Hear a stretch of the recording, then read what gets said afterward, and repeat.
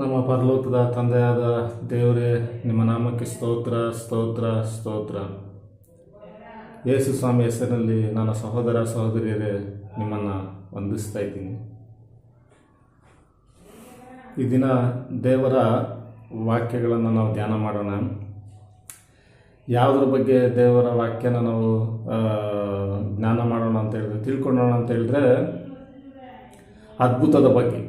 ಇವತ್ತು ಅದ್ಭುತದ ಬಗ್ಗೆ ನಾವು ತಿಳ್ಕೊಳ್ಳೋಣ. ಅದ್ಭುತದ ಬಗ್ಗೆ ಅನೇಕ ವಾಕ್ಯಗಳೈತೆ.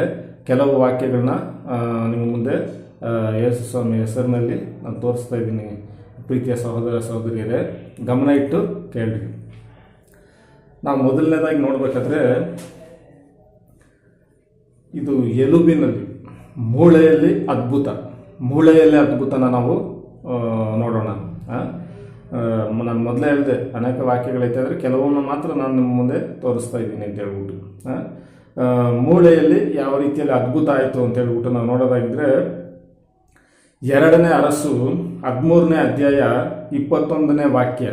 ಅಲ್ಲಿ ನಾವು ನೋಡಬೇಕಾದ್ರೆ ವಾಕ್ಯದಲ್ಲಿ ಏನಂತ ಹೇಳ್ತಿದೆ ಅಂದರೆ, ಆಗ ಏನಾಯಿತೆಂದರೆ, ಅವರು ಒಬ್ಬ ಮನುಷ್ಯನನ್ನು ಊನಿಡಲು ಹೋಗುವಾಗ ಇಗೋ ದಂಡನ್ನು ಕಂಡು ಆ ಮನುಷ್ಯನನ್ನು ಎಲೀಷನ ಸಮಾಧಿಯಲ್ಲಿ ಬಿಸಾಡಿದರು. ಸತ್ತ ಮನುಷ್ಯನು ಅದರಲ್ಲಿ ಬಿದ್ದಾಗ ಎಲೀಷನ ಎಲುಬುಗಳಿಗೆ ತಗುಲಿ ಜೀವ ಉಂಟಾದವನಾಗಿ ತನ್ನ ಕಾಲೂರಿ ಎದ್ದು ನಿಂತನು ಅಂತ ಹೇಳ್ಬಿಟ್ಟು ಈ ವಾಕ್ಯದಲ್ಲಿ ಹೇಳ್ತಾ ಇದೆ. ಎಲೀಷಾ ಅವರ ಇದರಲ್ಲಿ ಎಲೀಷಾ ಅವರ ಎಲುಬಿಗೆ ತಗುಲಿದ ಕೂಡಲೇ ಆ ಮನುಷ್ಯನು ಏನಾದನಂತೆ, ಜೀವ ಬಂದು ಸತ್ತಿರುವಂಥ ಮನುಷ್ಯನು ಜೀವ ಬಂದು ಕಾಲೂರಿ ನಿಂತನು ಅಂತ ವಾಕ್ಯದಲ್ಲಿ ನಾವು ನೋಡ್ತಾ ಇದ್ದೀವಿ. ಅಲ್ಲೇನಾಗ್ತೈತೆ ಅಂತ ಹೇಳಿದ್ರೆ, ಒಬ್ಬ ಮನುಷ್ಯ ಸತ್ತೋಗಿರ್ತಾನೆ, ಅವನ ಶವವನ್ನು ಹೊತ್ಕೊಂಡು ಸಮಾಧಿ ಮಾಡೋದಕ್ಕಾಗಿ ಹೋಗ್ತಾ ಇರ್ತಾರೆ. ಆವಾಗ ಆಗಿನ ಕಾಲದಲ್ಲಿ ಕಳ್ಳರಿರ್ತಾರೆ. ಆ ಕಳ್ಳರ ಒಂದು ಗುಂಪನ್ನು ನೋಡ್ಬಿಟ್ಟು ಈ ಶವನ ಹೊತ್ಕೊಂಡು ಹೋಗ್ತಿದ್ದಂಥ ಜನರು ಏನು ಮಾಡ್ತಾರೆ, ಅಲ್ಲೇ ಬಿಸಾಡ್ಬಿಟ್ಟು ಪಕ್ಕದಲ್ಲೇ ಇದ್ದಂಥ ಎಲೀಷಾ ಅವರ ಸಮಾಧಿಯಲ್ಲಿ ಬಿಸಾಕ್ಬಿಟ್ಟು ಓಡೋಗ್ಬಿಡ್ತಾರೆ. ಎಲೀಷಾ ಅವರು ಆಗಲೇ ಸತ್ತು ಸುಮಾರು ದಿವಸ ಆಗ್ಬಿಟ್ಟಿರ್ತೈತೆ. ಸುಮಾರು ದಿವಸ ಆಗಿ ಅವ್ರ ಎಲುಬು ಆಗ್ಬಿಟ್ಟಿರ್ತೈತೆ. ಅವರು ಆ ಒಂದು ಇದಕ್ಕೆ ತಾಕಿದ ಕೂಡಲೇ ಏನಾಯಿತು, ಅಲ್ಲಿ ಎಲೀಷಾ ಅವರ ಎಲುಬಿಗೆ ತಾಕಿದ ಕೂಡಲೇ ಆ ಒಂದು ಶವ ಜೀವ ಬಂದು ಕಾಲೂರಿ ಎದ್ದು ನಿಂತನು ಅಂತ ಹೇಳ್ಬಿಟ್ಟು ವಾಕ್ಯದಲ್ಲಿ ನಾವು ನೋಡ್ತಾ ಇರ್ತೀವಿ. ಯಾವ ರೀತಿಯಲ್ಲಿ ಎಲೀಷಾ ಅವರು ನೋಡ್ರಿ, ಪ್ರೀತಿಯ ಸಹೋದರ ಸಹೋದರಿ, ಎಷ್ಟು ದೇವರ ಒಂದು ಬಲವನ್ನು ಅವರು ಪಡ್ಕೊಂಡವರಾಗಿದ್ದರು. ಅವರು ಸತ್ತ ನಂತರವೂ ಒಂದು ಮಹಾ ಅದ್ಭುತವನ್ನು ಅವರು ಬದುಕಿದ್ದಾಗ ಅನೇಕ ಅದ್ಭುತವನ್ನು ಅವರು ಮಾಡಿದ್ರು. ಎಲೀಷಾ ಅವರು ಸತ್ತ ನಂತರವೂ ಸಹ ಅವ್ರೇನು ಮಾಡೋರು, ಅವರ ಎಲುಬಿಗೆ ತಾಕಿ ಒಂದು ಸತ್ತ ಶರೀರ ಜೀವ ಹೊಂದುವಂಥದ್ದಾಗಿತ್ತು. ನನ್ನ ಸಹೋದರ ಸಹೋದರಿಯರೇ, ನಾವು ಆರಾಧಿಸ್ತಾ ಇರುವಂಥ ದೇವರು ಯಾವ ರೀತಿಯಾದಂಥ ದೇವರು ಅಂತ ಹೇಳ್ಬಿಟ್ಟು ಇದರಿಂದ ತಿಳ್ಕೊಬೇಕು.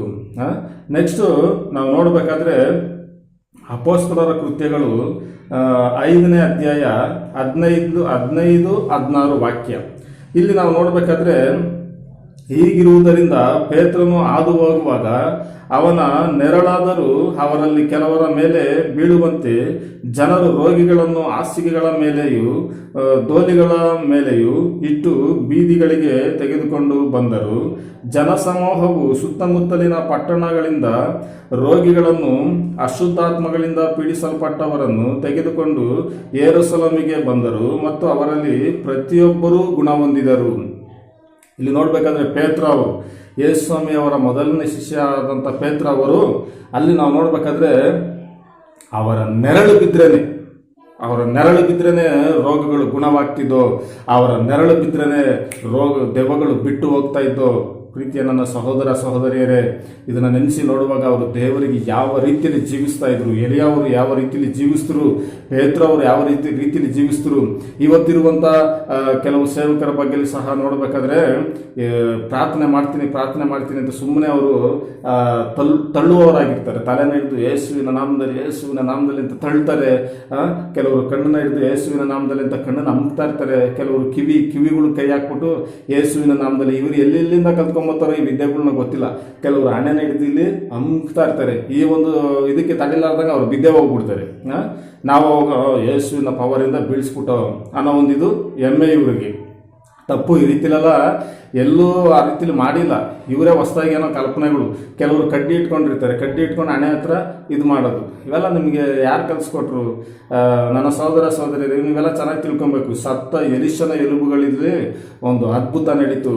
ನಂತರ ಪೇತ್ರವರ ಒಂದು ನೆರಳಿನಲ್ಲಿ ಅದ್ಭುತ ಆಗುವಂಥದ್ದಾಗಿತ್ತು. ಯಾಕೆ ಅಂತ ಹೇಳಿದ್ರೆ ದೇವರಿಗೆ ಆ ರೀತಿಯಲ್ಲಿ ಅವರು ಜೀವಿಸ್ತಾ ಇದ್ರು. ಅವರ ನೆರಳಲ್ಲಿ, ಅವರ ಎಲುಬುಗಳಲ್ಲಿ ಅಷ್ಟು ಬಲ ದೇವರು ತುಂಬಿದ್ರು. ಅವರ ನೆರಳಿಗೆ ಅಷ್ಟು ಬಲ, ಅವರ ಎಲುಬಿಗೆ ಅಷ್ಟು ಬಲ ಅಂತ ಹೇಳಿದ್ರೆ ನಮ್ಮ ಸರ್ವಶಕ್ತನಾದ ದೇವರು. ಹೌದು ಸಹೋದರ ಸಹೋದರಿಯರೇ, ಅವರಿಗೆ ಮೆಚ್ಚುಗೆಯಾಗಿ ನಡೆಯುವಾಗ ಇವತ್ತು ನನಗೂ ನಿನಗೂ ಅದೇ ರೀತಿಯಾದಂಥ ಬಲನ ಕೊಡ್ತಾರೆ.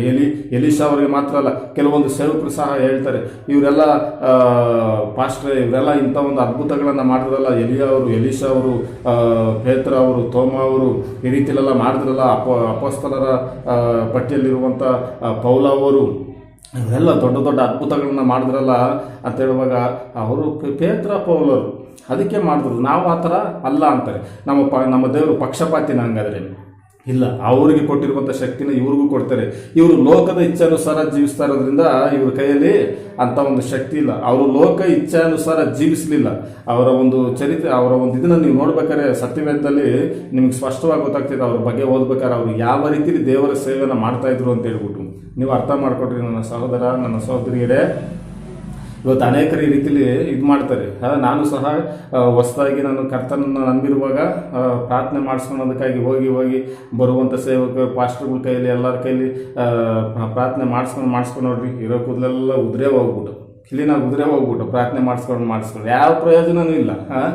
ಒಂದು ದಿವಸ ನಾನು ನೆನೆಸ್ಕೊಂಡೆ, ಇದೆಲ್ಲ ಇವರು ಮಾಡುವಂಥ ಪ್ರಾರ್ಥನೆಗಳೆಲ್ಲ, ಇವರೆಲ್ಲ ಕೈ ಇಟ್ಟು ಪ್ರಾರ್ಥನೆ ಮಾಡೋದ್ರಿಂದಲ್ಲ ನನ್ನ ಕರ್ತನ ಒಂದು ಶಕ್ತಿ, ಆ ಒಂದು ನನ್ನ ಕರ್ತನ ಒಂದು ಬಲ ಇವರೊಳಗಡೆ ಇದ್ದು ಪ್ರಾರ್ಥನೆ ಮಾಡಿದ್ರೆ ಬಿಡುಗಡೆ ಆಗ್ತೈತೆ ಹೊರತು ಇವರು ಸುಮ್ಮನೆ ಬಂದು ಪ್ರಾರ್ಥನೆ ಮಾಡೋದ್ರಿಂದ ಸುಮ್ಮನೆ ಕೂದಲು ಹೋಗ್ಬಿಡ್ತವೆ, ಪ್ರಯೋಜನ ಇಲ್ಲ ಅಂತ ಅಂದ್ಬಿಟ್ಟು ಆವತ್ತೇ ನಾನು ತಿಳ್ಕೊಂಡು ಏನು ಮಾಡಿದೆ, ಬಿಟ್ಬಿಟ್ಟೆ.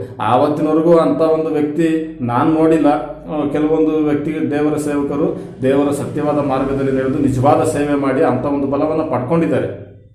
ಅಂಥ ಸೇವಕರಿಗೆ ಯೇಸುವಿನ ಹೆಸರಿನಲ್ಲಿ ನಾನು ವಂದಿಸ್ತೀನಿ. ಆದರೆ ಕೆಲವರಿಗೆ ಕಳ್ಳ ಒಂದು ಇವರು ಸಹ ಅವರೇ ಸುಮ್ಮನೆ ತಳ್ಳಿಕೊಂಡು ಬೀಳಿಸ್ಕೊಂಡು ನೋವುಪಡಿಸ್ಕೊಂಡು ಈ ರೀತಿಲೆಲ್ಲ ಮಾಡೋರು ಅವರೇ. ಅಂಥವರು ಎಚ್ಚರಿಕೆಯಾಗಿ ದೇವರ ಸೇವೆ ಮಾಡೋಕ್ಕೆ ಬಂದಿರುವಂಥ ನೀವುಗಳು ಕರೆಕ್ಟಾದ ಒಂದು ಸೇವೆನ ಮಾಡಿರಿ. ಇಲ್ಲದೆ ಹೋದರೆ ದೇವರ ರಾಜ್ಯ ಸೇರೋದಕ್ಕಾಗಲ್ಲ. ನರಕ, ನಿತ್ಯ ಉರಿಯೋ ಬೆಂಕಿಗೆ ಹೋಗ್ಬೇಕಾಗ್ತೈತಿ. ಯೋಚನೆ ಮಾಡಿರಿ. ಈ ಒಂದು ಲೋಕದಲ್ಲಿ ಯಾವುದು ಶಾಶ್ವತ ಅಲ್ಲ. ಆ ಪರಲೋಕ ರಾಜ್ಯ ಪಡಿಬೇಕು ಅಂಥದ್ರಲ್ಲಿ ಸುಮ್ಮನೆ ನೀವೇನೇನೋ ಕಲ್ಪಿಸ್ಕೊಂಡು ಮಾಡೋಕೆ ಹೋಗ್ಬೇಡ್ರಿ. ವಾಕ್ಯದಲ್ಲಿ ನಮ್ಮ ಕರ್ತನಾದ ಯೇಸು ಕ್ರಿಸ್ತನ ನಮಗೇನು ತಿಳಿಯಪಡಿಸೋರೋ ಅದನ್ನು ಮಾತ್ರ ಮಾಡೋರಾಗಿರಿ. ಇಲ್ಲದೆ ಇರೋದನ್ನೆಲ್ಲ ನೀವು ಮಾಡೋದಕ್ಕೆ ಹೋಗ್ಬೇಡ್ರಿ. ಜನರನ್ನ ಕೆಡಿಸ್ಬೇಡ್ರಿ. ಸುಮ್ಮನೆ ಗೊತ್ತಿಲ್ಲದೆ ಇರೋ ಜನಗಳಿಗೆ ಅವು ಇವತ್ತನ್ನ ಹೇಳಿ ಆ ಥರ ಈ ಥರ ಮಾಡಿ ನೀವು ಜನಗಳನ್ನೂ ಸಹ ಮೋಸ ಪಡಿಸೋದಕ್ಕೆ ಹೋಗ್ಬೇಡ್ರಿ. ನನ್ನ ಸಹೋದರ ಸಹೋದರಿಯರೇ, ನೀವು ಭಾಳ ಎಚ್ಚರಿಕೆಯಿಂದ ತಿಳ್ಕೊಬೇಕು. ಯಾಕೆಂತ ಹೇಳಿದ್ರೆ ದೇವರ ಸೇವಕರುಗಳು ಈ ರೀತಿಯಾಗಿದ್ದರು. ಎಲುಬುಗಳು, ಸತ್ತ ಎಲುಬಿನಲ್ಲಿ ಜೀವ ಬರುವಂಥದ್ದಾಗಿತ್ತು, ನೆರಳಿನಲ್ಲಿ ಅದ್ಭುತ ನಡೆಯುವಂಥದ್ದಾಗಿತ್ತು. ನಾವು ನೋಡಬೇಕಾದ್ರೆ ಅದೇ ಅಪೊಸ್ತಲರ ಕೃತ್ಯಗಳು 19ನೇ ಅಧ್ಯಾಯ 11-12 ವಾಕ್ಯ, ಅಲ್ಲಿ ನಾವು ನೋಡಬೇಕಾದ್ರೆ ದೇವರು ಪೌಲನ ಕೈಯಿಂದ ವಿಶೇಷವಾದ ಮಹತ್ ಕಾರ್ಯಗಳನ್ನು ನಡೆಸುತ್ತಾ ಇದ್ದಿದ್ದರಿಂದ ಜನರು ಅವನ ಮೈಮೇಲಿನಿಂದ ಉಡಿ ವಸ್ತ್ರಗಳನ್ನು ತಂದು ರೋಗಿಗಳ ಮೇಲೆ ಹಾಕಲು ಅವರವರ ರೋಗಗಳು ವಾಸಿಯಾದವು, ದೆವ್ವಗಳು ಬಿಟ್ಟು ಹೋದವು. ಪೌಲ ಅವರ ಒಂದು ಬಟ್ಟೆ, ಒಂದು ಕರ್ಚೀಪು, ಅವರ ಹೆಗಲ ಮೇಲಿರುವಂಥ ಒಂದು ಟವಲು, ಒಂದು ವಸ್ತ್ರ ಯಾವುದೇ ತಗೊಂಡೋಗ್ಬಿಟ್ಟು ರೋಗಿಗಳ ಮೇಲೆ ಹಾಕ್ತಾ ಇದ್ರೆ ರೋಗಗಳು ಗುಣವಾಗ್ತಾ ಇದ್ದು. ಅವರ ವಸ್ತ್ರನ ತಗೊಂಡೋಗಿ, ಪೌಲ ಅವರ ವಸ್ತ್ರನ ದೆವ್ವ ಹಿಡಿದಿರುವಂಥ ವ್ಯಕ್ತಿಗಳ ಮೇಲೆ ಹಾಕಿದ್ರೆ ದೆವ್ವಗಳು ಕಿರಿಚ್ಕೊಂಡು ಬಿಟ್ಟು ಹೋಗ್ತಾ ಇತ್ತು. ನನ್ನ ಸಹೋದರ ಸಹೋದರಿಯರೇ, ಇವತ್ತು ಬಿಡಿಸುವಂಥ ಈ ಸೇವಕರು ದೆವ್ವಗಳನ್ನ ಬಿಡಿಸೋ ವಿಚಿತ್ರವಾದ ಆಟಗಳನ್ನ ನೋಡ್ರಿ, ಹೆಂಗೆ ಬಿಡಿಸ್ತಾರೆ ಅಂತ ಹೇಳ್ಬಿಟ್ಟು. ಹೊಟ್ಟೆಲಿ ಕುಂತ್ಕೊಂಡ್ಬಿಟ್ಟೈತೆ ದೆವ್ವ ಅಂದ್ಬಿಟ್ಟು ಹೊಟ್ಟೆ ಹಿಡಿದು ಹಿಡಿತಾರೆ. ಇದು ಕಿವುಡು ದೆವ್ವ ಅಂತ ಅಂದ್ಬಿಟ್ಟು ಕಿವಿಗಳು ಕೈ ಇಕ್ಬಿಟ್ಟು ತಿರುಗಿಸ್ತಾರೆ, ಏನೇನೋ ಮಾಡ್ತಾರೆ ಇವರು. ಆ ರೀತಿ ಬಟ್ಟೆ ಬಿದ್ದಿದ ತಕ್ಷಣ ಅವ್ರಿಗೆ ಅಷ್ಟು ಪವರ್ ಕೊಟ್ಟಿರುವಂಥ ದೇವರು ನಿನ್ಗೆ ಕೊಟ್ಟಿಲ್ವಾ ಆ ಪವರ್ನ? ಯಾಕೆ ನೀನು ಪೌಲ ಅವ್ರ ಥರ ಸೇವೆನ ಮಾಡ್ತಾ ಇಲ್ವಾ? ನೀನು ಪೇತ್ರ ಅವ್ರ ಥರ ಸೇವೆನ ಮಾಡ್ತಾ ಇಲ್ವಾ? ನೀನು ಎಲಿಶಾ ಅವ್ರ ಥರ ಸೇವೆನ ಮಾಡ್ತಾ ಇಲ್ವಾ? ಅಂಥ ಒಂದು ಸೇವಕ ನೀನು ಅಲ್ವಾ? ಅಂಥ ಒಂದು ಸೇವಕ ಅಲ್ವಾ? ಅಲ್ದಿದ್ಮೇಲೆ ಸುಮ್ಮನೆ ಏನಕ್ಕೆ ನೀನು ಹೆಚ್ಚಿಸ್ಕೊಂತೀಯ? ನೀನು ನಾನು ಈ ಥರ ಮಾಡಿದೆ, ಆ ಥರ ಮಾಡಿದೆ, ಹಿಂಗಾಯ್ತು ಹಂಗಾಯ್ತು ಅಂತ ಅವೆಲ್ಲ ಬಿಟ್ಬಿಡು. ದೇವರಿಗೆ ನಿಜವಾದ ಸೇವೆನ ಮಾಡು. ದೇವರು ಇಂಥ ಒಂದು ಶಕ್ತಿನ ಕೊಡ್ತಾರೆ. ನನ್ನ ಸಹೋದರ ಸಹೋದರಿಯರೇ, ಬರೀ ಸೇವಕರಿಗೆ ಮಾತ್ರ ಅಲ್ಲ, ದೇವರ ಮಾರ್ಗವನ್ನು ಅನುಸರಿಸಿ. ಯಾಕೆಂದ್ರೆ ಯೋಹನನು ಬರೆದ ಸುವಾರ್ತೆಯಲ್ಲಿ ಅವರು ನಮ್ಮ ಕರ್ತರಾದ ಯೇಸು ಕ್ರಿಸ್ತ ಅವರು ಹೇಳ್ತಾವ್ರೆ, ನನ್ನ ಆಜ್ಞೆಗಳನ್ನು ಕೈಗೊಂಡು ನಡೆಯುವ ಪ್ರತಿಯೊಬ್ಬನು ನನ್ನ ಶಿಷ್ಯನೇ ಅಂತ ಹೇಳ್ಬಿಟ್ಟು.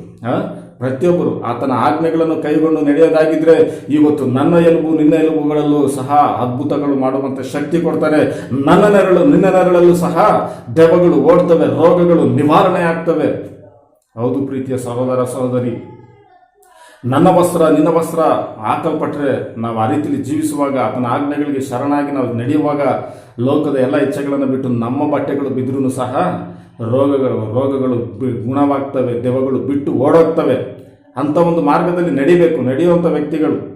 ಇವತ್ತು ಪ್ರತಿಯೊಬ್ಬರು ಬರೇ ಸೇವಕರಿಗೆ ಮಾತ್ರ ಇಂಥ ಒಂದು ಇದನ್ನ ಕೊಟ್ಟಿದ್ರು ಅಂತಲ್ಲ, ಅಲ್ಲಿ ವಾಕ್ಯ ಆ ರೀತಿಯಲ್ಲಿ ಹೇಳ್ತೈತೆ. ಎಲ್ಲೊಬ್ರಿಗೆ ಇನ್ನೊಂದು ಕಡೆ ವಾಕ್ಯದಲ್ಲಿ ಹೇಳ್ತೈತೆ, ನಮ್ಮ ದೇವರು ಪಕ್ಷಪಾತಿ ಅಲ್ಲ ಅಂತ ಹೇಳ್ಬಿಟ್ಟು ಎಲ್ಲರಿಗೂ ಉದಾರವಾಗಿ ಕೊಡುವಂಥವರು ನಮ್ಮ ಕರ್ತರಾದ ಯೇಸು ಕ್ರಿಸ್ತ ಅವರು. ಎಲ್ಲರಿಗೂ ಉದಾರವಾಗಿ ಕೊಡುವಂಥವ್ರು. ಅವರು ಕೊಟ್ಟು ಇವ್ರು ಕೊಡ್ದಂಗಿರೋದಕ್ಕಲ್ಲ. ನೀನು ಆ ರೀತಿಯಲ್ಲಿ ಒಂದು ವೇಳೆ ಸಹೋದರ ಸಹೋದರಿ ನಿನಗಂತ ಒಂದು ಆಸೆ ಇದ್ರೆ, ನೀನು ದೊಡ್ಡ ದೊಡ್ಡ ಅದ್ಭುತ ಕಾರ್ಯಗಳನ್ನು ಮಾಡಬೇಕು ಅಂತೇಳಿ ನೀನು ನೆನೆಸೋದೇ ಆಗಿದ್ರೆ ಪಾಸ್ಟ್ರನ್ನೇ ನೋಡ್ಕೊಂಡಿರ್ಬೇಡ. ನೀನು ಪಾಸ್ಟ್ರನ್ನೇ ನೋಡ್ಕೊಂಡು ಇವತ್ತು ಎಷ್ಟೋ ಜನ ಪಾಸ್ಟ್ರ್ ಈ ರೀತಿಲಿಲ್ಲ, ಎಲಿಯಾ ಅವರ ರೀತಿಲಿಲ್ಲ, ಎಲಿಶಾ ಅವರ ರೀತಿಲಿಲ್ಲ, ಪೇತ್ರ ಅವರ ರೀತಿಲಿಲ್ಲ, ಪೌಲ ಅವರ ರೀತಿಯಲ್ಲಿಲ್ಲ. ಅವ್ರನ್ನ ಬಿಟ್ಟಾಕು, ನೀನೊಂದು ಪೇತ್ರನ ರೀತಿಯಲ್ಲಿ ಒಂದು ಪರಿಶುದ್ಧವಾದ ಒಂದು ಜೀವಿತವನ್ನು ಜೀವಿಸು. ಪೇತ್ರ ಅವರ ರೀತಿಯಲ್ಲಿ ಒಂದು ಪರಿಶುದ್ಧವಾದ ಜೀವಿತವನ್ನು ನೀನು ಜೀವಿಸು. ಎಲಿಶಾ ಅವರ ರೀತಿಯಲ್ಲಿ ಒಂದು ಪರಿಶುದ್ಧವಾದ ಜೀವಿತವನ್ನು ನೀನು ಜೀವಿಸು. ನಿಜವಾಗ್ಲೂ ದೇವರು ನಿನ್ನ ಮೂಲಕ ದೊಡ್ಡ ಅದ್ಭುತ ಕಾರ್ಯಗಳನ್ನು, ಅತಿಶಯವಾದ ಕಾರ್ಯಗಳನ್ನು ನಡೆಸ್ತಾರೆ. ನನ್ನ ಸಹೋದರ ಸಹೋದರಿಯರೇ, ಇದನ್ನು ಮನಸ್ಸಿನಲ್ಲಿ ಇಟ್ಕೊಂಡಿರಿ. ಯಾವಾಗಲೂ ಮನಸ್ಸಿನಲ್ಲಿ ಇಟ್ಕೊಂಡು ಯಾವಾಗಲೂ ದೇವರ ಆಜ್ಞೆಗಳನ್ನು ಕೈಗೊಂಡು ನಡೆಯೋದಕ್ಕೆ ಪ್ರಯಾಸ ಪಡ್ರಿ. ಇಲ್ಲಿ ನಾವು ನೆಕ್ಸ್ಟ್ ನೋಡಬೇಕಾದ್ರೆ ಮಾರ್ಕನು ಬರೆದ ಸುವಾರ್ತೆ 5ನೇ ಅಧ್ಯಾಯ 9ನೇ ವಾಕ್ಯ. ಇಲ್ಲಿ ಏನು ನಡೀತೈತೆ ಅಂತ ಹೇಳಿದ್ರೆ, ಆತನು ಅವನಿಗೆ ನಿನ್ನ ಹೆಸರೇನು ಎಂದು ಕೇಳಲು ಅವನು ಪ್ರತ್ಯುತ್ತರವಾಗಿ ನನ್ನ ಹೆಸರು ಲಿಜೆನ್, ಅಂದರೆ ದಂಡು, ಯಾಕೆಂದರೆ ನಾವು ಅನೇಕರಿದ್ದೇವೆ ಅಂದನು. ಅಲ್ಲಿ ಗೆರಸೇನರ ಸೀಮೆ ಹತ್ರ ನಮ್ಮ ಕರ್ತರಾದ ಯೇಸು ಕ್ರಿಸ್ತ ಅವರು ಹೋಗ್ಬೇಕಾದ್ರೆ ಅಲ್ಲಿ ಬಹಳ ದಿನಗಳಿಂದ ದೆವ್ವ ಹಿಡಿದು ಬಹಳ ಸರಪಣಿಗಳಿಂದಾಗಲಿ ಬೇಡಿಗಳಿಂದಾಗಲಿ ಕಟ್ಟಿ ಹಾಕೋದಕ್ಕೆ ಹತೋಟಿಗೆ ತರಕ್ಕೆ ಆಗದೆ ಇರುವಂಥ ಒಬ್ಬ ದೆವ್ವ ಹಿಡಿದಿರುವಂಥ ವ್ಯಕ್ತಿ ಸಮಾಧಿಗಳ ಗವಿಗಳಲ್ಲಿ ವಾಸ ಮಾಡುತ್ತಾ ತನ್ನನ್ನು ತಾನು ಕಡಿದುಕೊಳ್ಳುತ್ತಾ ಬರುವಂಥ ವ್ಯಕ್ತಿಗಳನ್ನು ಸಹ ಒಡೆದಾಕುತ್ತಾ ಜೀವಿಸ್ತಾ ಇರ್ತಾರೆ. ಅಂಥ ವ್ಯಕ್ತಿಯನ್ನ ನಮ್ಮ ಕರ್ತರಾದ ಯೇಸು ಕ್ರಿಸ್ತ ಅವರು ಬಂದ ತಕ್ಷಣ ಆ ದೆವ್ವ ಹಿಡಿದಿರುವ, ಯಾಕೆ ಆ ರೀತಿಯಲ್ಲಿ ಮಾಡ್ತಾ ಇದ್ದ ವ್ಯಕ್ತಿ ಅಂದರೆ ದೆವ್ವಗಳು ಆ ವ್ಯಕ್ತಿಗೆ ಹಿಡಿದಿರ್ತವೆ. ಅವು ಓಡ್ ಬಂದ್ಬಿಟ್ಟು ಯೇಸು ಸ್ವಾಮಿ ಅವರ ಪಾದದ ಮುಂದೆ ಬಿದ್ದು ಅವ್ರಿಗೆ ಅದು ಹೇಳ್ತೈತಿ, ಪರತ್ಪರನಾದ ದೇವಕುಮಾರನೇ ನಮ್ಮ ಗೊಡವೆ ನಿನಗೇಕೆ ಅಂತ ಹೇಳ್ಬಿಟ್ಟು ಕೇಳ್ತವೆ, ಬೇಡ್ಕೊತವೆ. ನಮ್ಮನ್ನ ನರಕಕ್ಕೆ ನೀನು ತಳ್ಳಬೇಡ, ನಮ್ಮನ್ನು ಶಿಕ್ಷಿಸಬೇಡ ಅಂತ ಹೇಳ್ಬಿಟ್ಟು ನಮ್ಮ ಯೇಸು ಸ್ವಾಮಿ ಅವ್ರನ್ನ ಬೇಡ್ಕೊಂಡು ನಂತರ ನಾವು ನೋಡ್ಬೇಕಾದ್ರೆ ಆ ನಂತರದ ಈ ಒಂದು ವಾಕ್ಯಗಳು ಅವ್ರಿಗೆ ಕೇಳ್ತಾರೆ ಯೇಸು ಸ್ವಾಮಿ ಅವರು, ನಿನ್ನ ಹೆಸರೇನು ಅಂತ ಹೇಳ್ಬಿಟ್ಟು. ಆವಾಗ ಹೇಳ್ತವೆ, ಈ ದೆವ್ವ ಹೇಳ್ತೈತೆ, ನಾವು ದಂಡು ಅಂತ. ಯಾಕೆಂದ್ರೆ ನಾವು ಬಹಳ ಮಂದಿ, ಏನಂತ ವಾಕ್ಯದಲ್ಲಿ ಹೇಳ್ತೈತೆ, ಅನೇಕರಿದ್ದೇವೆ, ಅಂದ್ರೆ ತುಂಬಾ ದೆವ್ವಗಳು. ಇವತ್ತು ಒಂದು ದೆವ್ವ ಓಡಿಸೋದಕ್ಕೆ ಇವ್ರ ಕೈಲಾಗಲ್ಲ, ಒಂದು ದೆವ್ವ ಓಡಿಸೋದಕ್ಕಾಗಲ್ಲ. ನನ್ನ ಸಹೋದರ ಸಹೋದರಿಯರೇ, ದೆವ್ವ ಹಿಡಿದಿರುವಂಥ ವ್ಯಕ್ತಿಗಳು ಸಭೆಯಲ್ಲಿರುವಾಗ ನೀವ್ಯಾಕೆ ಅವ್ರನ್ನ ನೋಡಿ ಎದುರ್ತೀರಾ? ದೆವ್ವ ಹಿಡ್ಕೊಂಡ್ಬಿಟ್ಟೈತೆ ಅಂತ ಅವ್ರ ಪಕ್ಕದಲ್ಲಿ ಹೋಗೋಕೆ ಭಯ, ಅವ್ರ ಅಕ್ಕಪಕ್ಕ ಹೋಗೋಕೆ ಭಯ. ಇವ್ರು ಸೇವಕರುಗಳು ಅಂತ ಹೇಳ್ಬಿಟ್ಟು ಅವ್ರ ಸೇವಕರು ಹೋಯ್ತಾರೆ, ನಮಗೆ ದೆವ್ವಗಳು ಹಿಡಿದ್ಬಿಟ್ಟೈತಲ್ಲ ಅಂತ ನೀವ್ಯಾಕೆ ಭಯ ಪಡ್ತೀರಾ? ನಮ್ಮ ಸರ್ವಶಕ್ತನಾದ ದೇವ್ರನ್ನ ಆರಾಧಿಸ್ತಾ ಇರೋರು ನಾವು. ನಿತ್ಯ ಸ್ವರೂಪನಾದ ನಮ್ಮ ದೇವರು, ದಗಿಸುವ ಅಗ್ನಿ ಜ್ವಾಲೆ ಅವರು. ಅಂಥ ದೇವ್ರನ್ನ ಆರಾಧಿಸಿರುವಂಥ ನಾವು ಅವುಗಳಿಗೆ ಯಾಕೆ ಎದುರ್ಕೊಬೇಕು? ಒಂದು ದೆವ್ವ ಹಿಡಿದಿರುವಂಥ ವ್ಯಕ್ತಿ, ಇಲ್ಲಿ ದಂಡು ಅನ್ನೋ ದೆವ್ವ ಹಿಡಿದಿರುವಂಥ ವ್ಯಕ್ತಿನ ನಮ್ಮ ಯೇಸು ಸ್ವಾಮಿ ಅವರು ಯಾವ ರೀತಿಲಿ ಓಡಿಸ್ತರು ಅಂತ ನಿನಗೆ ಗೊತ್ತಿಲ್ವಾ? ಯಾವ ರೀತಿಲಿ ಅವರು ಓಡಿಸ್ತರು ದಂಡು ಅನ್ನೋ ದೆವ್ವ. ಇಲ್ಲಿ ನಾವು ನೆಕ್ಸ್ಟ್ ನೋಡ್ಬೇಕಾದ್ರೆ ವಾಕ್ಯದಲ್ಲಿ ಅದೇ ಮಾರ್ಕನು ಬರೆದ ಸುವಾರ್ತೆ 5ನೇ ಅಧ್ಯಾಯ 12-13 ವಾಕ್ಯದಲ್ಲಿ ನಾವು ನೋಡ್ಬೇಕಾದ್ರೆ, ಎಲ್ಲ ದೆವ್ವಗಳು ಆತನಿಗೆ ನಾವು ಆ ಹಂದಿಗಳೊಳಗೆ ಸೇರಿಕೊಳ್ಳುವಂತೆ ನಮ್ಮನ್ನು ಕಳಿಸು ಎಂದು ಬೇಡಿಕೊಂಡವು. ಕೂಡಲೇ ಯೇಸು ಅವುಗಳಿಗೆ ಅಪ್ಪಣೆ ಕೊಟ್ಟನು. ಆಗ ಅಶುದ್ಧಾತ್ಮಗಳು ಹೊರಗೆ ಹೋಗಿ ಆ ಹಂದಿಗಳೊಳಗೆ ಸೇರಿಕೊಂಡವು. ಯೇಸು ಸ್ವಾಮಿ ಮಾತ್ರದಿಂದ ಬರೇ ಮಾತು ಹೇಳ್ತಾವ್ರ ಅಷ್ಟೇ. ಇಲ್ಲಿ ಒಂದೇ ಮಾತು. ಇಲ್ಲಿ ದಂಡು ಒಂದು ದೆವ್ವನ ಬಿಡ್ಸಕ್ ನೋಡ್ರಿ ಎಷ್ಟು ಕಾರ್ಯಗಳನ್ನ ಮಾಡ್ತಾರೆ ಈ ಪಾಸ್ಟರ್ ಅನ್ನಿಸ್ಕೊಂಡಿರೋರು. ನಾಚಿಕೆ ಆಗ್ಬೇಕು ಅವ್ರಿಗೆ. ಒಂದು ದೇವನ ಬಿಡಿಸೋಕೆ ಎಷ್ಟು ಅವತಾರಗಳು ಮಾಡ್ತಾರೆ ಅಂತ ಹೇಳ್ಬಿಟ್ಟು ಇಲ್ಲಿ ಯೇಸು ಸ್ವಾಮಿ ಅವರು ಇದನ್ನ ಸಹ ಹೇಳಿದ್ರೆ ಏನಂತ ಹೇಳ್ತಾರೆ ಅಂದ್ರೆ, ನಾನು ಯೇಸು ಸ್ವಾಮಿ ಅಲ್ಲ ಅಂತಾರೆ ಕೆಲವರು. ಏನನ್ನ ಒಂದು ಮಾತು ಕೇಳ್ಬೇಕಾದ್ರೆ ಅವ್ರು ಏನಂತ ಹೇಳ್ತಾರೆ, ನಾನು ಯೇಸು ಸ್ವಾಮಿ ಅಲ್ಲ ಆ ರೀತಿಲಿ ಬಿಡ್ಸಕ್ಕೆ, ನಾನು ಪೇತ್ರ ಅಲ್ಲ ಈ ರೀತಿಲಿ ಬಿಡ್ಸಕ್ಕೆ, ನಾನು ಪೌಲ ಅಲ್ಲ ಇನ್ನೊಂದು ತರ ಬಿಡ್ಸಕ್ಕೆ, ಈ ರೀತಿಲೆಲ್ಲ ಹೇಳ್ತಾರೆ. ಸ್ವಾಮಿ, ನೀವು ಆ ರೀತಿಲಿ ನಾನು ಪೇತ್ರ ಅಲ್ಲ ಪೌಲ ಅಲ್ಲ ಅವರಲ್ಲ ಇವರಲ್ಲ ಅನ್ಕೊಂಡಿದ್ರೆ ನೀನು ಇನ್ಯಂತ ಸೇವಕ? ಯೇಸು ಸ್ವಾಮಿ ಹೇಳಿದ್ರು, ನನ್ನನ್ನು ಹಿಂಬಾಲಿಸುವವನು ನನ್ನ ಹೆಜ್ಜೆ ಜಾಡಲ್ಲಿ ನನ್ನನ್ನು ಹಿಂಬಾಲಿಸುವವನು ತನ್ನ ಶಿಲುಬೆಯನ್ನು ಒತ್ತಿಕೊಂಡು ನನ್ನನ್ನು ಹಿಂಬಾಲಿಸಲಿ ಅಂತ ಹೇಳ್ಬಿಟ್ಟು ಯಾರನ್ನ ಹಿಂಬಾಲಿಸ್ತಾರೆ? ಅವ್ರನ್ನ ಹಿಂಬಾಲಿಸ್ತಾ ಇರೋದು. ಇನ್ನೊಂದು ವಾಕ್ಯದಲ್ಲಿ ಸಹ ಹೇಳ್ತೈತೆ, ನನ್ನನ್ನು ನಂಬುವವನು ನನಗಿಂತಲೂ ಮಹತ್ತಾದ ಕಾರ್ಯಗಳನ್ನ ಮಾಡ್ತಾರೆ ಅಂತ ಹೇಳ್ಬಿಟ್ಟು. ಅಂದ್ರೆ ನೀನು ಯೇಸು ಸ್ವಾಮಿನ ನಂಬದೇ ಸೇವಕನಾಗಿದ್ಯಾ ನೀನು? ನಾಚಿಕೆ ಆಗ್ಬೇಕು ನಿನಗೆ. ನಮ್ದೇನೆ ನೀನು ಸೇವಕ ಆಗಿದ್ಯಾ? ನನಗಿಂತಲೂ ಮಹತ್ತಾದ ಕಾರ್ಯಗಳನ್ನ ಮಾಡ್ತಾರೆ ಅಂತ ಹೇಳ್ಬಿಟ್ಟು ನಮ್ಮ ಕರ್ತರಾದ ಯೇಸು ಕ್ರಿಸ್ತ ಅವರೇ ಹೇಳ್ತಾವ್ರೆ ವಾಕ್ಯದಲ್ಲಿ. ಇಲ್ಲಿ ನಾವು ನೋಡ್ಬೇಕಾದ್ರೆ ಅವರು ದಂಡು ಅನ್ನೋ ದೆವ್ವಗಳನ್ನ ಬರೇ ಮಾತಿನಲ್ಲಿ ಹೇಳ್ತಾವ್ರೆ ಅಷ್ಟೇ. ಮಾತಿನಲ್ಲಿ ಹೇಳಿದ ತಕ್ಷಣ ಅವಲ್ಲ ನಾವು ನೋಡ್ಬೇಕಾದ್ರೆ ಅವು ಬೇಡ್ಕೊಂತವೆ ದೆವ್ವಗಳು, ನಮ್ಮನ್ನ ಆ ಹಂದಿಗಳೊಳಗಡೆ ಹೋಗೋದಕ್ಕೆ ನಮ್ಮನ್ನ ಕಳಿಸ್ಕೊಡು ಅಂತ ಹೇಳ್ಬಿಟ್ಟು ನಮ್ಮ ಯೇಸು ಸ್ವಾಮಿ ಅವ್ರನ್ನ ಬೇಡ್ಕೊಂಡಾಗ ಅವ್ರು ಹೇಳ್ತಾರೆ, ಸರಿ ಹೋಗ್ರಿ ಅಂತ ಹೇಳ್ಬಿಟ್ಟು. ಹೋಗ್ರಿ ಅಂತ ಅಂದ ತಕ್ಷಣವೇ ಏನಾದ್ರು ಆ ಹಂದಿಗಳೆಲ್ಲ ಕಿರ್ಚ್ಕೊಂಡು, ಆ ದೆವ್ವಗಳೆಲ್ಲ ಅಶುದ್ಧಾತ್ಮಗಳೆಲ್ಲ ಕಿರ್ಚ್ಕೊಂಡು ಏನ್ ಮಾಡ್ತವೆ, ಹೋಗಿ ಆ ಹಂದಿಗಳ ಗುಂಪಿನ ಒಳಗಡೆ ಸೇರ್ಕೊಂಡ್ಬಿಡ್ತವೆ. ಪ್ರೀತಿಯ ನನ್ನ ಸಹೋದರ ಸಹೋದರಿಯರೇ, ಇದನ್ನ ನೀವು ಚೆನ್ನಾಗಿ ಜ್ಞಾನದಿಂದ ನೀವು ತಿಳ್ಕೊಬೇಕು. ಅವ್ರು ತಿಳಿಸ್ಕೊಡ್ತಾರೆ, ಇವ್ರು ತಿಳಿಸ್ಕೊಡ್ತಾರೆ ಅನ್ನೋದಲ್ಲ. ಅವರು ನಮ್ಮನ್ನು ನಡೆಸ್ತಾರೆ, ಪಾಸ್ಟರ್ ಅಂತ ಅವರು ನಮ್ಮನ್ನು ನಡೆಸ್ತಾರೆ, ಅವ್ರು ಇದು ಮಾಡ್ತಾರೆ ಅಂತ ಅವರೆಲ್ಲ ನಡೆಸಲ್ಲ. ನಮ್ಮನ್ನು ನಡೆಸಬೇಕಾಗಿರೋದು ನಮ್ಮ ಕರ್ತವರಾದ ಯೇಸು ಕ್ರಿಸ್ತ ಒಬ್ಬರು ಮಾತ್ರ. ಇವ್ರನ್ನೆಲ್ಲ ಹಿಂಬಾಲಿಸ್ಕೊಡಿದ್ರೆ ಪರಲೋಕ ರಾಜ್ಯಕ್ಕೆ ಹೋಗಲ್ಲ, ಎಂಥದ್ದು ಹೋಗಲ್ಲ. ಇಲ್ಲಿ ನಾವು ತಿಳ್ಕೊಂಡಿದ್ದೇನು ಅಂತ ಹೇಳಿದ್ರೆ, ಇವತ್ತಿನ ಒಂದು ಇದರಲ್ಲಿ ಇವತ್ತು ಇವ್ರು ಮಾಡುವಂಥ ಒಂದು ಸೇವೆಗಳ ಬಗ್ಗೆಲ್ಲ ತುಂಬ ವೇದನೆ ಆಗ್ತೈತಿ. ಒಂದು ದೇವನ ಬಿಡಿಸೋದಕ್ಕೆ, ಒಂದು ರೋಗನ ಗುಣಪಡಿಸೋದಕ್ಕೆ ಏನೆಲ್ಲ ಅವತಾರಗಳು ಮಾಡ್ತಾರೆ, ಏನೆಲ್ಲ ಇದು ಮಾಡ್ತಾರೆ ಅಂತ ಹೇಳ್ಬಿಟ್ಟು ಕೆಲವು ಸೇವಕರು ಅವರೇ. ನಾನು ಮೊದಲೇ ಹೇಳಿರ್ತಾರೆ, ಇವಾಗಲೂ ಹೇಳ್ತೀನಿ, ಅಂಥವ್ರಿಗೆ ಯೇಸುವಿನ ಹೆಸರಿನಲ್ಲಿ ನಾನು ವಂದಿಸ್ತೀನಿ. ಆದರೆ ಕೆಲವರು ಕಳ್ಳರು ಸೇರ್ಕೊಂಡಿರ್ತಾರೆ, ಅಂಥವ್ರನ್ನೆಲ್ಲ ನೀವು ನಂಬಕ್ಕೆ ಹೋಗ್ಬೇಡ್ರಿ. ಕೆಲವರೆಲ್ಲ ದೆವ್ವಗಳನ್ನ ಬಿಡಿಸೋದು ಮಾಟ ಮಂತ್ರಗಳ ಥರ ಬಿಡಿಸ್ತಾರೆ. ಮಾಟ ಮಂತ್ರಗಳು ಹೆಂಗೆ ಮಾಡ್ತಾರೋ, ಶಾಸ್ತ್ರಗಳು ಇವೆಲ್ಲ ಹಂಗೆ ಹೇಳ್ಕೊಡ್ತಾರೆ. ದೇವರ ವಿಶ್ವಾಸಿಗಳು, ದೇವರ ಮಕ್ಕಳಿಗೆ ಆ ರೀತಿಲಿ ಹೇಳ್ಕೊಡ್ತಾರೆ. ಈ ರೀತಿಲಿ ಮಾಡ್ರಿ, ಹಿಂಗೆ ಮಾಡಿದ್ರಿ, ಹಂಗೆ ಮಾಡಿದ್ರಿ, ಆ ಥರ ಮಾಡಿರಿ, ಅದಕ್ಕೆ ಹಿಂಗಾಗಿರೋದು, ಅದಕ್ಕೆ ಈ ಥರ ಹೋಗೋದು, ಅದಕ್ಕೆ ಹಿಂಗೆ ಬಿಡುಗಡೆ ಬೇಕು ಅಂದರೆ ಅದ್ರೊಳಗೆ ಹೋಗಿ ಸೇರ್ಕೋ, ಇದ್ರೊಳಗೆ ಹೋಗಿ ಸೇರ್ಕೋ ಅಂತ ದೇವ್ಗಳಿಗೆ ಹೇಳೋದು ಇವರು ಎಂಥ ಸೇವಕರು. ಪ್ರೀತಿಯ ನನ್ನ ಸಹೋದರ ಸಹೋದರಿ, ಇಂಥವ್ರನ್ನೆಲ್ಲ ನಂಬೇಡ್ರಿ. ಇನ್ನೊಂದು ಮುಖ್ಯವಾಗಿ ನಾನೇನು ಹೇಳ್ತೀನಿ ಅಂತ ಹೇಳಿದ್ರೆ, ನಮ್ಮ ಎಲೀಷಾ ಅವ್ರನ್ನ ನೋಡ್ಬೇಕಾದ್ರೆ ಅವರ ಎಲುಬು ತಾಕಿ ಒಬ್ಬ ಸತ್ತ ಮನುಷ್ಯನು ಎದ್ದ ಅಂತ ಹೇಳಿದ್ರೆ, ನಮ್ಮ ಎಲೀಷಾ ಅವರು ಆರಾಧಿಸ್ತಿದ್ದಂಥ ದೇವರು ಯಾರು? ನಮ್ಮ ಸರ್ವಶಕ್ತನಾದ ಯೇಸು ಸ್ವಾಮಿಯನ್ನೇ, ನಮ್ಮ ತಂದೆಯಾದ ದೇವರನ್ನೇ ಅವರು ಆರಾಧಿಸುವವರಾಗಿದ್ರು ಅಲ್ವಾ? ನೆಕ್ಸ್ಟ್ ನಾವು ನೋಡ್ಬೇಕಾದ್ರೆ ಪೇತ್ರ ಅವರ ನೆರಳು ಬಿದ್ದ ಕೂಡಲೇ ಅಶುದ್ಧಾತ್ಮಗಳು ಓಡೋಗ್ತಾ ಇದ್ದೋ, ರೋಗಗಳು ಗುಣ ಆಗ್ತಾ ಇದ್ದೋ. ಅಂದ್ರೆ ನಮ್ಮ ಪೇತ್ರ ಅವರು ಆರಾಧಿಸ್ತಿದ್ದಂಥ ದೇವ್ರು ಯಾರು? ನಮ್ಮ ಸರ್ವಶಕ್ತನಾದ ಯೇಸು ಕ್ರಿಸ್ತನು. ಇದನ್ನ ನೀವು ಚೆನ್ನಾಗಿ ತಿಳ್ಕೊಂಡಿರ್ಬೇಕು. ನಮ್ಮ ಪೌಲ ಅವರು ಬಟ್ಟೆ ಬಿದ್ದ ಕೂಡಲೇ ದೆವ್ವಗಳು ಹೋಗ್ತಾ ಇದ್ದೋ, ರೋಗಗಳು ಗುಣ ಆಗ್ತಾ ಇದ್ದೋ ಅಂತಂದ್ರೆ ಅವ್ರು ಆರಾಧಿಸ್ತಿದ್ದಂಥ ದೇವರು ಯಾರು? ಅದೇ ಯೇಸು ಸ್ವಾಮಿ. ಇವತ್ತು ನಾವು ನಮ್ಮ ಜೀವಿತಗಳಲ್ಲಿ ಪ್ರೀತಿಯ ಸಹೋದರ, ನನ್ನ ಸಹೋದರಿ, ಅವ್ರು ಆರಾಧಿಸ್ತಿದ್ದಂಥ ದೇವ್ರನ್ನೇ ನಾವು ಆರಾಧಿಸ್ತಾ ಇದ್ದೀವಿ. ಅವ್ರಿಗೂ ದೇಹ, ರಕ್ತ ನಮ್ಮ ಥರನೇ, ಕೆಂಪು ರಕ್ತ ನಮ್ಮ ಥರನೇ, ದೇಹ ನಮ್ಮ ಥರನೇ, ಎಲ್ಲ ನಮ್ಮ ಥರನೇ ಇದ್ರು ಅವರು ಸಹ. ಅವರೇನಲ್ಲ, ಅವರೇನು ಸಪ್ರೇಟ್ ಆದಂಥ ಬಂಡೆಯಿಂದ ಮಾಡಲ್ಪಟ್ಟವರಲ್ಲ. ನಮ್ಮಂತೆ ಮಣ್ಣಿನಿಂದನೇ ಅವರನ್ನು ಉಂಟಾಗಿರುವಂಥವ್ರು, ನಮ್ಮ ರೀತಿಲೇ ಸೃಷ್ಟಿಯಾಗಿರುವಂಥವ್ರು. ಅದೇ ನಮ್ಮ ರೀತಿಲೇ ಸೃಷ್ಟಿಯಾಗಿರುವಂಥವರು, ನಮ್ಮ ರೀತಿಲೇ ಇರುವಂಥವರು ಆ ರೀತಿಲಿ ಅದ್ಭುತವಾಗಿ ದೇವರ ಒಂದು ಬಲವನ್ನು ಹೊಂದ್ಕೊಂಡ್ರಂದ್ರೆ ಅವರ ಜೀವಿತವನ್ನು ನಾವು ನೆನಪು ಮಾಡ್ಕೊಬೇಕು. ಪೌಲ ಅವರು ಜೀವಿಸಿದಂಥ ಜೀವಿತ ಯಾವ ರೀತಿಲಿ ಅವ್ರು ಜೀವಿಸಿದ್ರು? ದೇವರಿಗಾಗಿ ಅವರು ತುಂಬ ಓದಿದವರು. ಅವರು ಓದುವನ್ನು ಬಿಟ್ಟರು, ಒಂದು ದೊಡ್ಡ ಕೆಲಸವನ್ನು, ಅವರೊಂದು ಅಧಿಕಾರದ ಒಂದು ಕೆಲಸದಲ್ಲಿದ್ದರು, ಆ ಕೆಲಸವನ್ನು ಬಿಟ್ಟರು, ಎಲ್ಲ ಕಸವೆಂದೆಣಿಸಿ ನಮ್ಮ ಕರ್ತನಾದ ಯೇಸು ಕ್ರಿಸ್ತ ಅವರನ್ನ ನೋಡಿ ಹಿಂಬಾಲಿಸ್ಕೊಂಡು ಬಂದರು. ಎಲ್ಲವನ್ನ ಬಿಟ್ಟರು, ಅವ್ರ ಮನೆ ಮಠವನ್ನು ಎಲ್ಲವನ್ನ ಬಿಟ್ಟು ನಮ್ಮ ಯೇಸು ಸ್ವಾಮಿಯನ್ನು ಹಿಂಬಾಲಿಸ್ಕೊಂಡು ಬಂದರು. ರಾತ್ರಿ ಹಗಲು ಅಂದಂಗೆ ಸೇವೆ ಮಾಡಿದ್ರು, ಸುವಾರ್ತೆಯನ್ನು ಸಾರುವವರಾಗಿದ್ದರು. ಚಳಿ ಮಳೆ ಗಾಳಿ ಅನ್ನೋದಂಗೆ ಓದಿಸ್ಕೊಳ್ಳೋಕ್ಕೆ ಬಟ್ಟೆ ಇಲ್ದಂಗೆ, ತೊಟ್ಕೊಳ್ಳೋದಕ್ಕೆ ಬಟ್ಟೆ ಇಲ್ದಂಗೆ, ಕೆಲವೊಂದು ಸಮಯದಲ್ಲಿ ಹೊಟ್ಟೆಗೆ ಸಹ ಊಟ ಇಲ್ಲದೆ ರೀತಿಯಲ್ಲಿ ಸೇವೆನ ಮಾಡುವವರಾಗಿದ್ರು.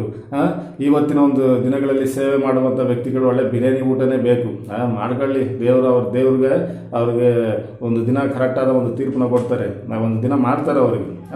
ಇಂಥ ಒಂದು ಇದನ್ನೆಲ್ಲ ಮಾಡಿದ್ರು ಅವರು. ಆ ರೀತಿಲೆಲ್ಲ ಮಾಡಿ ದೇವರನ್ನೇ ದೃಷ್ಟಿಸುವವರಾಗಿರೋ ಅವರು, ಬೇರೆ ಯಾವುದನ್ನ ದೃಷ್ಟಿಸಲಿಲ್ಲ. ಅದಕ್ಕೋಸ್ಕರ ಅವರು ಅಂಥ ಒಂದು ಬಲವನ್ನು, ಅವರು ಶಕ್ತಿಯನ್ನು ಯೇಸು ಸ್ವಾಮಿ ಹತ್ರದಿಂದ ಪಡ್ಕೊಂಡಿದ್ರು. ಎಲಿಷಾ ಅವರು ಸಹ ಜೀವಿತದಲ್ಲಿ ನಾವು ನೋಡ್ಬೇಕಾದ್ರೆ ಆ ಎಲಿಷಾ ಅವರು ಸಹ ಗೆಹೇಜಿ ಹಣ ಆಸ್ತಿನ ನಾಮನ ರಾಜನ ಹತ್ರ, ನಾಮನ ಒಂದು ಕುಷ್ಠರೋಗದಿಂದ ಬಿಡುಗಡೆ ಆಗಿರುವಂಥ ನಾಮನ ಹತ್ರದಿಂದ ಎಲಿಷಾ ಅವರು ನನಗೆ ಬೇಡ, ನೀನು ಕೊಡುವಂಥ ಯಾವುದೇ ಒಂದು ಬೇಡ ಅಂತ ಕಳಿಸ್ಬಿಟ್ಟಿದ್ದಾಗ ನನ್ನ ಗುರುವಾದ ಎಲಿಷನವರಾದರೂ ಬಿಟ್ಬಿಟ್ರು. ನಾನು ಒಂದು ಸ್ವಲ್ಪನಾದರೂ ಕಿತ್ಕೊಂಬಂದ್ಬಿಡ್ತೀನಿ ಅಂತ ಓಡೋಗ್ಬಿಟ್ಟು ಗೆಹೇಜಿ ಅದನ್ನು ಕಿತ್ಕೊಂಬಂದು ಕುಷ್ಠರೋಗ ಹೊಂದ್ಕೊಂಡ್ಬಿಡ್ತಾರೆ. ಆದರೆ ನಮ್ಮ ಎಲಿಷಾ ಅವರು ಹೇಳುವಂಥ ಮಾತೇನಾಗಿತ್ತು ಅಂದರೆ, ಇದು ದಾಸಿಯರನ್ನು, ಹಣಗಳನ್ನು, ಮನೆ ಮಾರುಗಳನ್ನು ಕೂಡಿಸಿಟ್ಕೊಳ್ಳೋದಕ್ಕೆ ಇದು ಸಮಯವೋ ಅಂತ ಆಗಿನ ಕಾಲದಲ್ಲೇ ಅವ್ರು ಹೇಳಿದರು. ಇವತ್ತು ನೋಡ್ಬೇಕಾದ್ರೆ ಇವರೆಲ್ಲ ಏನೇನು ಬೇಕೋ ಅದನ್ನೆಲ್ಲ ಕೂಡಿಸಿಕೊಂತಾರೆ. ಅದಕ್ಕೆ ಇವ್ರಿಗೆ ದೇವರ ಬಲ ಇಲ್ಲ, ಇವರಿಗೆ ದೇವರ ಬಲ ಇಲ್ಲ. ಆದರೆ ನಾನು ನಿಮ್ಗೆ ಏನು ಹೇಳ್ತೀನಿ ಅಂದರೆ, ನನ್ನ ಸಹೋದರ ಸಹೋದರಿ, ನೀನು ಆ ರೀತಿಯಲ್ಲಿ ಜೀವಿಸೋದಾಗಿದ್ರೆ ನಿನ್ನ ಎಲುಬಲ್ಲೂ ಸಹ ಸತ್ತ ಮನುಷ್ಯನು ಎದ್ದೇಳುವಂಥ ಶಕ್ತಿ ಇವತ್ತು ಕೊಡ್ತಾರೆ ನಮ್ಮ ದೇವರು. ಯಾಕಂದರೆ ಒಂದು ವಾಕ್ಯದಲ್ಲಿ ಹೇಳ್ತೈತೆ, ನಮ್ಮ ದೇವರು ಎಂದಿಗೂ ಮಾರ್ಪಾಡದವರು, ಇಂದಿಗೂ ಎಂದಿಗೂ ಎಂದೆಂದಿಗೂ ಸದಾ ಒಂದೇ ಥರ ಇರುವವರು ಅಂತ ಹೇಳ್ಬಿಟ್ಟು ನಿಮಗೆ ವಾಕ್ಯ ಗೊತ್ತಾಯ್ತಾನೆ. ಮಾರ್ಪಾಡಲ್ಲ ಅವರು. ಆಗಿನ ಕಾಲದಲ್ಲಿ ಹಂಗೆ ಮಾಡಿದ್ರು ಏನಿಲ್ಲ, ಈಗಿನ ಕಾಲದಲ್ಲೂ ಅವ್ರು ಹಂಗೆ ಮಾಡ್ತಾರೆ. ಅವ್ರು ಹಂಗೆ ಮಾಡೋದಕ್ಕೆ ಅವರು ಸಿದ್ಧ. ಆದರೆ ಆ ಎಲಿಷಾ ಅವರ ಒಂದು ಎಲಿಷನ ರೀತಿಯಲ್ಲಿ ಒಂದು ಶಕ್ತಿನ ಹೊಂದ್ಕೊಳ್ಳೋದಕ್ಕೆ ಯೋಗ್ಯರಿಲ್ಲ. ಅವರು ಪೇತ್ರದವ್ರಿಗೆ ಕೊಟ್ಟಿದ್ದಂಥ ಶಕ್ತಿನ ಈಗ ಕೊಡೋದಕ್ಕೂ ಅವರು ಸಿದ್ಧರಾಗವ್ರೆ. ಆದರೆ ಹೊಂದ್ಕೊಳ್ಳೋದಕ್ಕೆ ಆ ರೀತಿಯಲ್ಲಿ ಪೇತ್ರವರಿಗೆ ಇದ್ದಂಥ ಒಂದು ಶಕ್ತಿಯನ್ನು ಹೊಂದ್ಕೊಳ್ಳೋದಕ್ಕೆ ಯೋಗ್ಯರಿಲ್ಲ. ಪೌಲ ಅವರಿಗೆ ಅವತ್ತು ಕೊಟ್ಟಂಥ ಶಕ್ತಿಯನ್ನು ಕೊಟ್ಟಂಥ ದೇವರು ಇವತ್ತು ಕೊಡೋದಕ್ಕೆ ಆತನ ಶಕ್ತನು, ಸಾಮರ್ಥ್ಯನು. ಆದರೆ ಇಲ್ಲಿ ಹೊಂದ್ಕೊಳ್ಳೋದಕ್ಕೆ ಯೋಗ್ಯತೆ ಇಲ್ಲ, ಆ ರೀತಿಲಿ ಇಲ್ಲ. ಬರೇ ಇವರು ದುಡ್ಡನ್ನು ಸಂಪಾದಿಸಬೇಕು, ಮನೆ ಮಠಗಳನ್ನ ಕಟ್ಕೊಬೇಕು, ಜಮೀನು ಆಸ್ತಿ ಪಾಸ್ತಿಗಳನ್ನ ಸಂಪಾದನೆ ಮಾಡ್ಕೊಬೇಕು, ಒಳ್ಳೆ ಒಳ್ಳೆ ಊಟಗಳನ್ನ ಮಾಡಬೇಕು, ಈ ರೀತಿಯಲ್ಲಿ ನಡ್ಕೊಂಡು ಹೋಗುವಾಗ ಆಗಲ್ಲ ಅವೆಲ್ಲ. ಅದನ್ನೆಲ್ಲ ಬಿಟ್ಟು ಕರ್ತನಾದ ಯೇಸು ಕ್ರಿಸ್ತ ಅವರನ್ನೇ ದೃಷ್ಟಿಸಿರಿ ಪ್ರೀತಿಯ ದೇವರ ಮಕ್ಕಳೇ. ಆವಾಗ ಆ ಒಂದು ಬಲವನ್ನು ಹೊಂದ್ಕೊತೀರಿ. ನನ್ನ ಸಹೋದರ ಸಹೋದರಿ, ನಾನು ಏನು ಹೇಳ್ತೀನಿ ಅಂತ ಹೇಳಿದ್ರೆ, ಅಲ್ಲಿ ಇಲ್ಲಿ ಅವ್ರ ಹತ್ರ ಇವ್ರ ಹತ್ರ ಹೋಗಿ ಪ್ರಾರ್ಥಿಸಿ ಈ ಥರ ಎಲ್ಲ ಪ್ರಾರ್ಥನೆ ಮಾಡಿಸ್ಕೊಳೋದಕ್ಕಿಂತಲೂ ಉತ್ತಮವಾದದ್ದು ಏನಂತ ಹೇಳಿದ್ರೆ, ದೇವರು ನಮ್ಮೆಲ್ಲರಿಗೂ ದೇವ್ರೆ. ಬರೀ ಪಾಸ್ಟರ್ಗೆ ಮಾತ್ರ ಅಲ್ಲ, ನಮ್ಮ ಯೇಸು ಸ್ವಾಮಿ ಅವರು ದೇವರಾಗಿರೋದು ನಮಗೂ ದೇವ್ರೆ. ಅವರು ಮಾತ್ರ ಅಲ್ಲ, ನಾವು ಅವ್ರನ್ನೇ ಆರಾಧಿಸ್ತಾ ಇರೋದು. ಇದು ನಿಜನ ತಿಳ್ಕೊಂಡು ಕುಂತ್ಕೊಳ್ರಿ. ದೇವರೇ ಅಂತ ಹೇಳ್ಬಿಟ್ಟು ಅವ್ರಿಗೆ ಇಷ್ಟವಾದದ್ದು, ನಿನ್ನ ಇಚ್ಛೆನ ಬಿಡು, ಅವರ ಚಿತ್ತವನ್ನು ನೆರವೇರಿಸೋದಕ್ಕೆ ನೀನು ಮುಂದಾಗು. ಆಟೋಮೆಟಿಕ್ಕಾಗಿ ದೇವರು ನಿನ್ನ ಮೂಲಕವಾಗಿ ದೊಡ್ಡ ದೊಡ್ಡ ಕಾರ್ಯಗಳನ್ನ ಮಾಡ್ತಾರೆ. ಇವರು ಅದೇ ರೀತಿಲಿ ಮಾಡಿದ್ರು, ಎಲಿಷಾ ಅವರು ಅದೇ ರೀತಿಲಿ ಮಾಡಿದ್ರು, ಪೇತ್ರ ಅವರು ಅದೇ ರೀತಿಲಿ ಜೀವಿಸುವವರಾಗಿದ್ರು, ಪೌಲ ಅವರು ಸಹ ಅದೇ ರೀತಿಲಿ ಜೀವಿಸುವವರಾಗಿದ್ರು. ಅವರ ಇಚ್ಛೆಯನ್ನು ಬಿಟ್ಟರು, ದೇವರ ಚಿತ್ತವನ್ನು ನೆರವೇರಿಸೋದಕ್ಕೆ ಮುಂದಾದರು. ಅದಕ್ಕೆ ಇಂಥ ಒಂದು ಬಲವನ್ನು ಹೊಂದ್ಕೊಂಡ್ರು. ನಮ್ಮ ಕರ್ತರಾದ ಯೇಸು ಕ್ರಿಸ್ತ ಅವರು ಸಹ ಅಷ್ಟೇ. ಅವರು ಸಹ ಏನು ಮಾಡಿದ್ರು, ಅವರ ಇಚ್ಛೆಯನ್ನು ಬಿಟ್ಟು ತಂದೆಯಾದ ದೇವರ ಚಿತ್ತವನ್ನು ನೆರವೇರಿಸಿದ್ರು. ಅದಕ್ಕೆ ಅವರು ಮಾತಿನಲ್ಲೇ ಅದ್ಭುತವನ್ನು ಮಾಡುವಂಥ ಶಕ್ತಿಯನ್ನು ಅವರು ಹೊಂದ್ಕೊಂಡಿದ್ರು. ಅದಕ್ಕೋಸ್ಕರ ಪ್ರೀತಿಯ ಸಹೋದರ ಸಹೋದರಿಯರೇ, ನಮ್ಮ ಇಚ್ಛೆಗಳನ್ನ ಇವತ್ತು, ನಿಮ್ಮ ಇಚ್ಛೆಗಳನ್ನ ಬಿಡ್ರಿ. ನಿಮ್ಮ ಇಚ್ಛೆಗಳನ್ನ ಬಿಟ್ಟು ದೇವರು ನಿಮ್ಮ ಮೂಲಕ ದೊಡ್ಡ ಕಾರ್ಯಗಳನ್ನ ಮಾಡಬೇಕು ಅಂತ ಹೇಳಿದ್ರೆ, ನಿಮ್ಮ ಇಚ್ಛೆಗಳನ್ನ ಬಿಟ್ಬಿಟ್ಟು ದೇವರ ಚಿತ್ತವನ್ನು ನೆರವೇರಿಸೋದಕ್ಕೆ ಮುಂದಾಗ್ರಿ. ದೇವರ ಚಿತ್ತವನ್ನು ನೆರವೇರಿಸೋದಕ್ಕೆ ಮುಂದಾಗ್ರಿ. ದೇವರು ನಿಮ್ಮ ಮೂಲಕ ದೊಡ್ಡ ಕಾರ್ಯಗಳನ್ನು ಮಾಡ್ತಾರೆ. ನೀವು ನಂಬ್ತೀರಾ? ನಾನು ನಂಬ್ತೀನಿ. ಯೇಸು ಸ್ವಾಮಿ ಹೆಸರಿನಲ್ಲಿ ನಾನು ನಂಬ್ತೀನಿ. ಅವರು ಇವತ್ತಿಗೂ ಇಂದಿಗೂ ಎಂದಿಗೂ ಎಂದೆಂದಿಗೂ ಮಾರ್ಪಡದವರು ಅಂತ ಹೇಳ್ಬಿಟ್ಟು, ಅವರು ಪಕ್ಷಪಾತಿ ಅಲ್ಲ ಅಂತ ಹೇಳ್ಬಿಟ್ಟು ನಾನು ನಂಬ್ತೀನಿ. ಸಹೋದರ ಸಹೋದರಿಯರೇ, ನೀವು ಸಹ ನಂಬ್ತೀರಾ ಅಲ್ವಾ? ಯಾಕೆ ಹೇಳಿದರೆ, ಕೊನೆಯ ಕಾಲದಲ್ಲಿದ್ದೀವಿ. ಎಲ್ಲ ಸಹೋದರ ಸಹೋದರಿಯರೇ, ನಿಮ್ಮ ಇಚ್ಛೆಗಳನ್ನ ಬಿಡ್ರಿ. ಕೊನೆಯ ಕಾಲದಲ್ಲಿರುವಂಥ ನಾವು ಸುವಾರ್ತೆಗಳನ್ನು, ದೇವರ ಸುವಾರ್ತೆಯನ್ನು ಪ್ರಚಾರ ಪಡಿಸಬೇಕು. ಅದಕ್ಕಾಗಿ ದೇವರ ಸುವಾರ್ತೆಯನ್ನು ಪ್ರಚಾರ ಪಡಿಸೋದಕ್ಕೆ ದೇವರ ಒಂದು ಶಕ್ತಿಯನ್ನು ನಾವು ಹೊಂದಿದವರಾಗಿರ್ಬೇಕಲ್ವಾ ಸಹೋದರ ಸಹೋದರಿ? ಆ ರೀತಿಯಲ್ಲಿ ದೇವರ ಶಕ್ತಿಯನ್ನು ಹೊಂದಿಕೊಂಡು, ದೇವರ ಬಲವನ್ನು ಹೊಂದಿಕೊಂಡು, ದೇವರ ರಾಜ್ಯವನ್ನು ನಾವೆಲ್ಲ ಕಟ್ಟೋಣ. ಮುಂದಾಗ್ರಿ. ನಿಮ್ಮ ಇಚ್ಛೆಗಳನ್ನು ಬಿಡ್ರಿ, ದೇವರ ಚಿತ್ತವನ್ನು ನೆರವೇರಿಸಿರಿ.